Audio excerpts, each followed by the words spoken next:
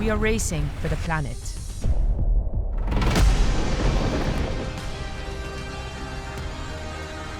At extreme locations. Where quality is true and a legacy is left. We pioneer new technologies and we push them to the limit.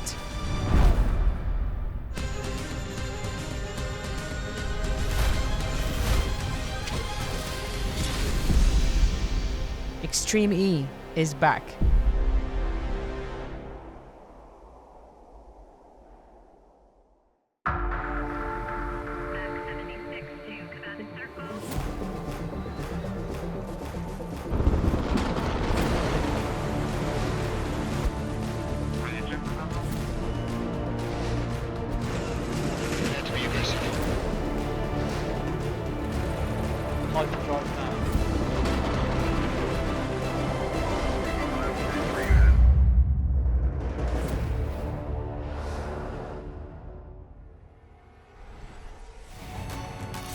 The world's first electric off-road racing series is back for another action-packed global tour. Racing in some of the most remote and toughest locations on Earth, Season 4 promises more drama, exclusive peeks behind the scenes, and inspiring initiatives to help fight the climate crisis. In this episode, we'll meet some of the new faces in the paddock, introduce you to this year's teams, and bring the best of the action from the opening rounds in Jeddah. Contact! But first, let's take a look at the runners and riders for this year's competition. It's all changed for Season 4 of Extreme E with new driver pairings and 2 brand new teams. And where better to start than with our reigning champions, Rosberg X Racing. Up on 2 wheels! Johan Christophersen saved the biggest roll there! Michaela Arlen-Kotlinski and Johan Christophersen are back for another year to defend their crown. 2 championship titles for RXR since the beginning of the series, but will they continue to dominate? Their biggest rivals in 2023 were Acciona Sainz, with 4-time Dakar winner Carlos Sainz heading up the team.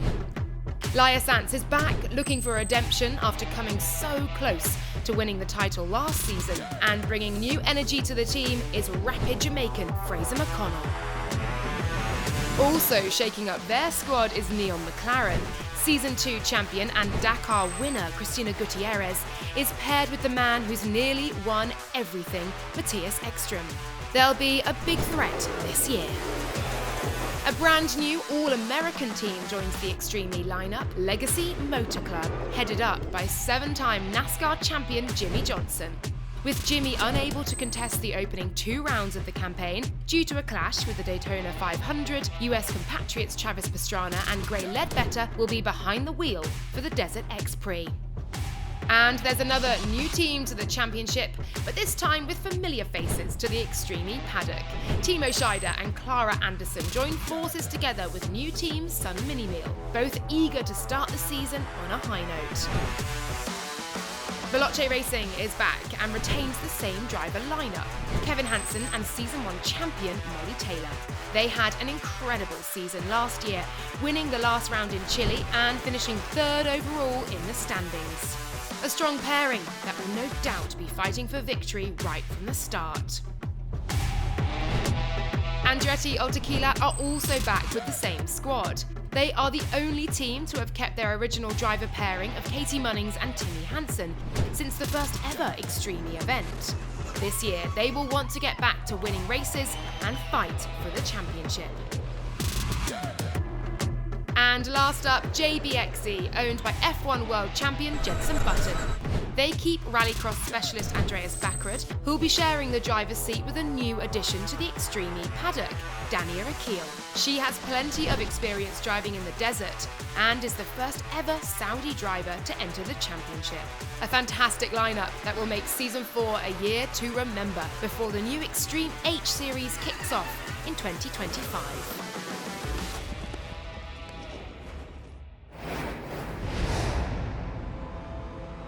Things are going to look a little different this season. Sun Minimeal is one of 2 new Extreme E teams joining the paddock, with Timo Scheider as team principal and driver, alongside teammate Clara Anderson.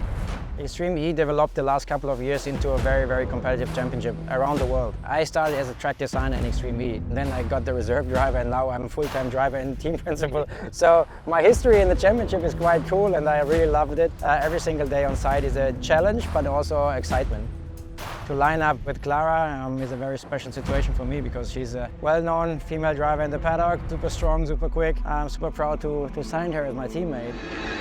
Super nice to line up alongside Timo. I mean, we've known each other for quite some years, racing each other, so it's super nice to have him as my teammate. I am sure I can learn so much from him. He's one of the most hardworking and fastest drivers that I've ever met. I'm super excited and I hope and think that we can be a strong pairing.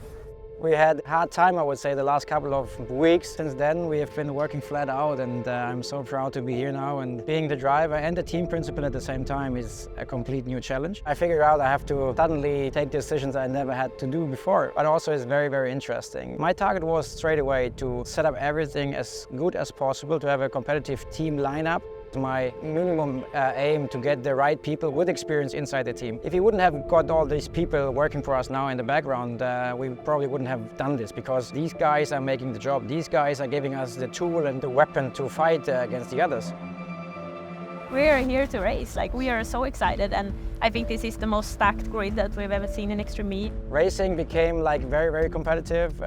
When you see back in the days or the last couple of years, the field had been separated more and more over the races and now season 4 is coming up and when you see the competition, how close it was in the final race of last year already. So I expect even harder fights and more fights side by side and closer racing. And both of us, we like to fight hard and we know each other from racing in World RX and we know when it counts and the light goes green, we go elbows out and all in.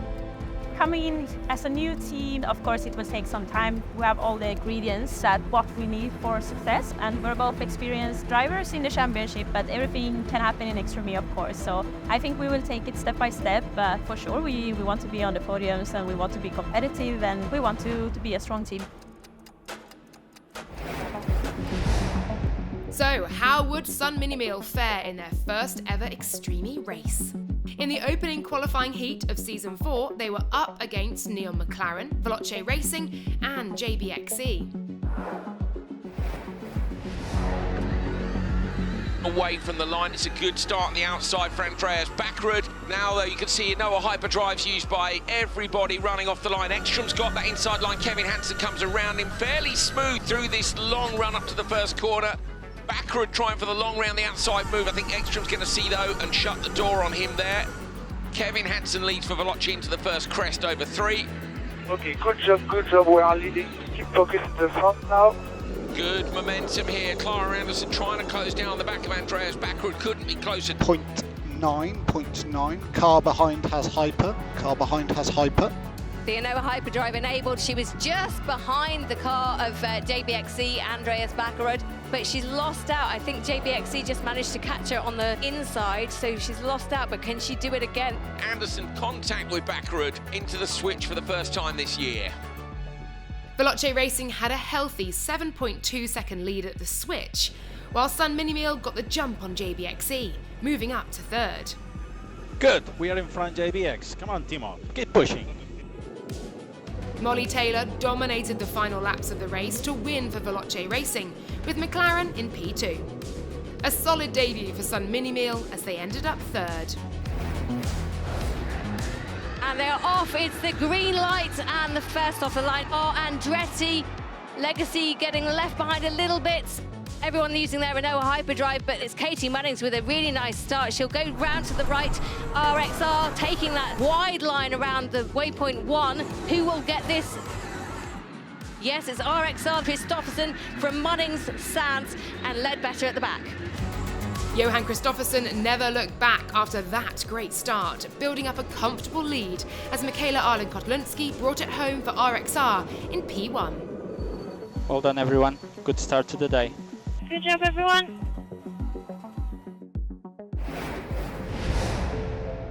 Everyone at Extreme E is deeply saddened by news of the death of championship co-founder and racing icon Gilles de Ferran. Gilles was a two-time kart IndyCar Series champion and winner of the 2003 Indianapolis 500. He was also jointly responsible for the launch of Extreme E.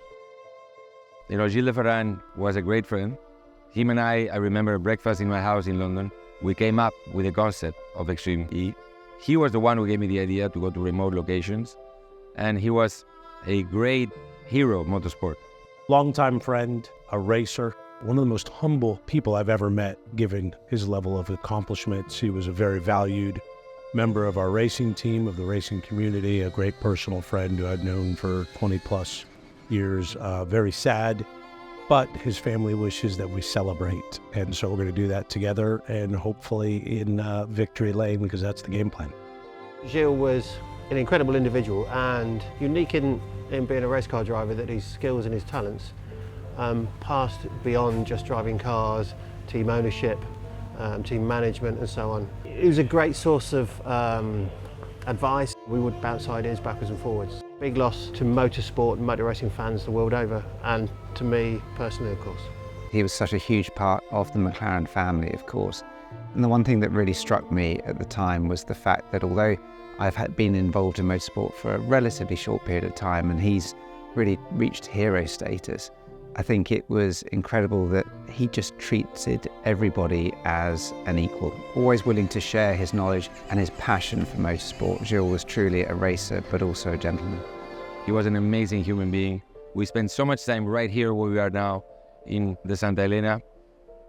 I mean, you know, I cannot talk more because I would cry, but you know, we miss you, Gilles.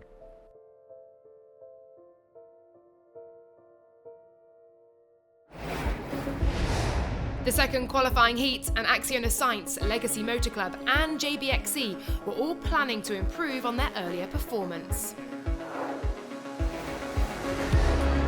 Here we go, a lot of wheel spin for Acciona Sainz, but a great reaction time from Fraser McConnell. Fraser McConnell should have this from the outside line. How deep is Travis willing to go on the brakes? Sideways, Molly Taylor coming around the outside. Pastrana gets into P2. He's inside McConnell on the run up into turn 2. Fraser McConnell, though, holds on for Acciona Sainz, so it's Fraser McConnell from Travis Pastrana for Legacy Motor Club, and then Molly Taylor in P3. After the switch, Acciona Sainz's Laia Sanz increased their lead at the front, while Kevin Hansen chased down Legacy Motorsport in P2, who now had Gray Ledbetter at the wheel. Looking for the inside, outside. Which way is he going to go? He's going to stick to the outside and try and go round the outside, sticking all the way through one. He's trying everything he can, and it looks like Kevin is just about to get through. Oh, a bad rut there for Gray as well. Good job, mate. Good job. Keep pushing like that. We have P2. Acciona Sainz took a comfortable victory, sealing their place in the grand final, alongside Veloce Racing in P2. Good job, everyone. In the second heat, newcomers Sun Minimeal took on a trio of heavyweights: Neon McLaren, Andretti Altekilat and Rosberg X Racing. Sun seemed to have got that lead. RXR being pushed out wider than they wanted to go, and RXR shuffling back behind Andretti now, and McLaren seem to be barging their way through as well. And it's Gutierrez, of course, in at McLaren. She looks to the inside of Arlen Kolinsky, so a big battle going on between those two. They need to be further up the order if they want to guarantee a place in the grand final. Come on, push. Andretti is behind you. Although Timo Scheider had a great start, Timmy Hansen was soon chasing down the lead. Sun are trying their hardest to hold out a little bit of contact there, but finally Andretti are through. Good job, keep it clean now, keep it clean. You have 4 car lengths already. Andretti had a narrow lead going into the switch, with Katie Munnings taking over, but Johan Kristoffersson was in for RXR, immediately moving into P2 ahead of Clara Anderson. But Johan Kristoffersson was in for RXR, immediately moving into P2 ahead of Clara Anderson. And it wasn't long before Kristoffersson took the lead. Johan immediately uses the Anoa hyperdrive and makes the pass straight away. That's so switched on. Neon McLaren's Matthias Ekstrom wasn't giving up without a fight, and gained on the race leaders to make it a three-way battle for the top spots. So it's Katie in front, chase her down, it's 1 second ahead. Gap is now 1 second behind. Looks to that inside line, now he's looking to the outside, try and find the smooth sand. Matthias Ekstrom going to get alongside Katie Munnings on the brakes now. Deep sand will help, he hooks the wheel up the inside of the banking, tidily done. And he now gets after his old rallycross rival, Johan Kristoffersson. Kristoffersson will know in the mirrors that he is there. You can't miss the famous papaya in your mirrors. But Kristoffersson's going to hold on. RXR take both wins in their qualifying sessions. They will be the top qualifiers. Yes, says Kristoffersson. He's beaten his old rival Matthias Ekstrom for Neon McLaren. Look, he's pulled up next to him. They look across at each other. There's big respect between those two guys. After an action-packed qualifying two, it was RXR, Neon McLaren, Acciona Sainz and Veloce Racing who would make it through to the final. Andretti's third place dropped them into the redemption race, alongside newcomers Sun Minimeal and Legacy Motorsport, with JBXE completing the lineup.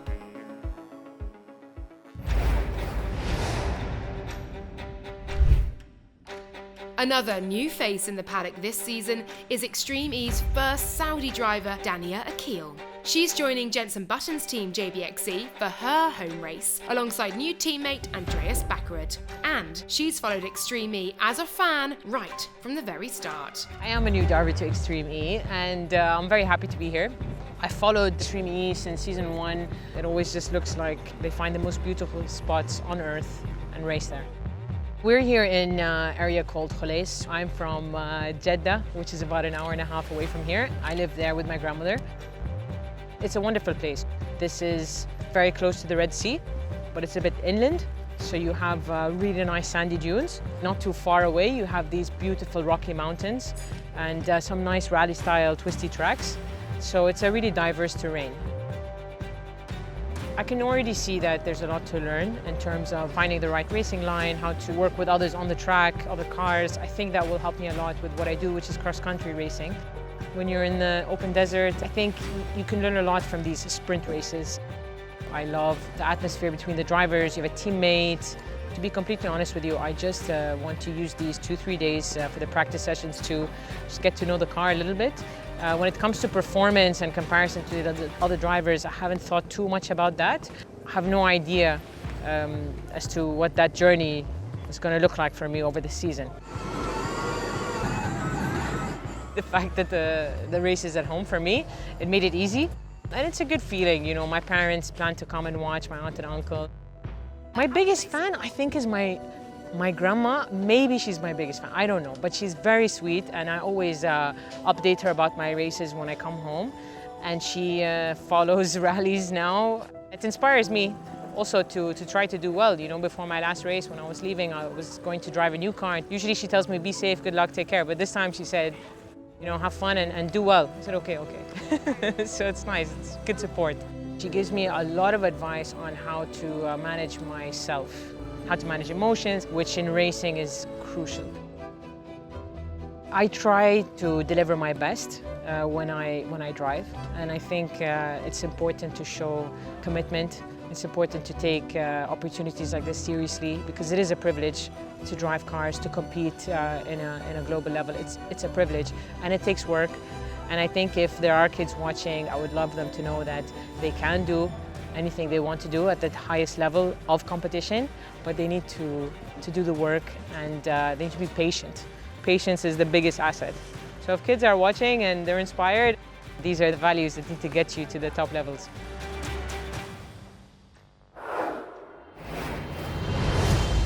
12 championship points were on offer to the winner of the Desert X Prix redemption race. This was the first redemption race for Legacy Motor Club and Sun Minimeal, but Andretti Akeel and JBXE weren't going to give them an easy ride.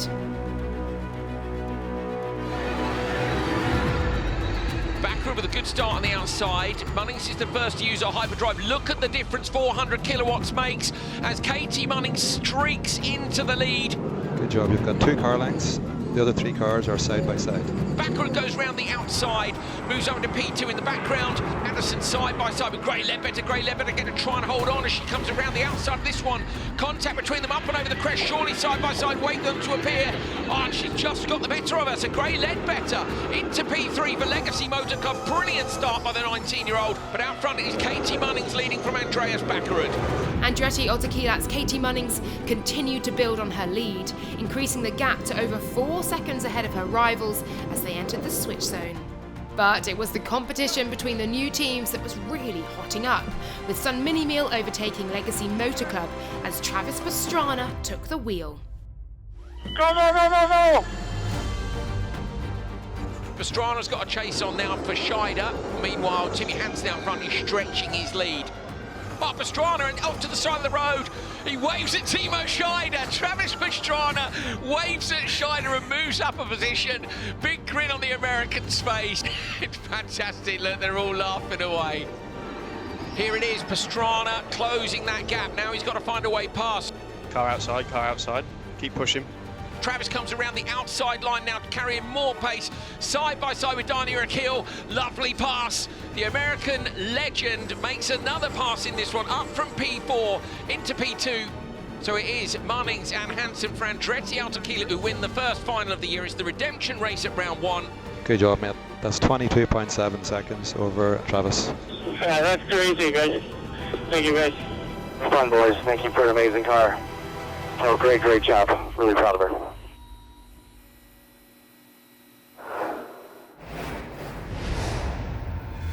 The first grand final of season 4, and the competition was wide open. Rosberg X Racing battled with Neon McLaren in qualifying, but Acciona Sainz and Veloce Racing also put in strong performances. So, who would be standing at the top of the podium at the end of the race? Wheel spin from all the cars. They'll wait until that dies down. McConnell's the first to hit the Inoa hyperdrive. Out really wide, the McLaren. Look at this. An incredible line from Matthias Ekstrom comes out. It's super wide up the inside, trying to get all the way to the lead, and he does. Ekstrom with an unbelievable cutback. The widest line we've seen all day. He will have known about that all day long, and he saved it for the final. Gets the whole shot from about 100 metres out to the right. Epic stuff from Ekstrom. Right on your tail, 0.5. Now, though, Kristoffersson fights back. He's got the alternate line and carries a bit more pace alongside Matthias Ekstrom now. Kristoffersson up the inside line makes the pass. So Kristoffersson sticks the RXR with just a little bit more exit speed up the inside of his old rallycross rival, and he takes the lead. With the margins so tight between teams, it was now all down to the final 2 laps of the race. 3, 2, 1. Cristina Gutierrez, familiar with chasing the RXR. Contact between them, the McLaren into the back of the RXR. All good, Chris. Gap 1.4. Darlin Kotlinski still coming under pressure. How Gutierrez has been able to see anything, that's Dakar experience for you, following other cars for hours on end in the dirt. She is nailed to the back of the RXR, but she cannot find a way through at the moment. We've got about 5 or 6 sets of flags still to go now. Up the inside. A lot, side by side, it's going to be enough, surely. Gutierrez on a roll. McConnell's over on his side. Gutierrez takes the lead from RXR. Arlen Kotlinski drops back. The Acciona Sainz machine is out of this one. It ends round 1 on its side, but a pass from Cristina Gutierrez in that tight left-hander right towards the end of this race. They're coming up towards the end of the Traction Challenge. She's on your inside. Keep pushing, keep pushing, keep pushing. Yes, go on, go on. Arlen Kotlinski looking to the inside line, makes the pass back again. Michaela Arlen Kotlinski for RXR takes back the lead that was hers for so much of this race. Gutierrez now has just a couple of flags to go. Surely no chance for this one to change again. Absolute carnage in the very first round. Brilliant action here at Extreme E. It's Rosberg X Racing's Arlen Kotlinski after an incredible battle with Gutierrez. She takes the win. Maybe the closest finish ever in Extreme E history in a final. Wow! Yes! Well done, Michaela. Good job. You're giving me heart attack. Did we get it? Yes, we got it. It was close, but we got it. P1. Are we P1? Yes, we won the race. Nice job, everyone. Right, nice job. Really good job. I had a very good start, first of all. I just tried to stick with Matthias for as long as possible and tried to get into position to make an overtake, and yeah, I managed to do that second lap. Kristoffersson up the inside line makes the pass. And from there on, I just tried to drive as fast as I could without taking too big risks for delivering the car to Michaela in P1. Yeah, it was a very tight race. I mean, came out P1 and felt confident, but it was rough out there. And then I got a bit of a hit from Christina, and then we were just battling all the time, and she did a good pass into waypoint 13. But you know, I felt I didn't want to give away that win. Anyone making such a good start and team working so hard. I think I managed to get a really good exit out of waypoint 15, so I had some good speed up the hill, and therefore I could do that overtake. But without that, it would not have been possible. Michaela Arlen-Kolinski for RXR takes the win. 0.3 of a second between them. It's always nice to start off the season well with some good results. Obviously the competition is getting tougher and tougher for each year, and it's going to be more very tight, hard battles throughout the year. So every time you can get out on top is very important, and also, you know, try and enjoy the win and be in the moment a little bit, even though it's difficult when it's a race already tomorrow. But yeah, very valuable points, winning both heats today as well. I think all of the teams want to get a revenge, and I mean, it's been really tight looking at the times. It's been very competitive, and like Johan said, every year it just gets tougher and tougher. I think the pressure is on the others to try and get the championship. You know, we feel pressure, but at the same time it's not because of we won last year, it's because of that we put pressure on ourselves to perform well even in season 4. We'll try and do our best and work on all the details and focus on ourselves, and hopefully that will bring us good results.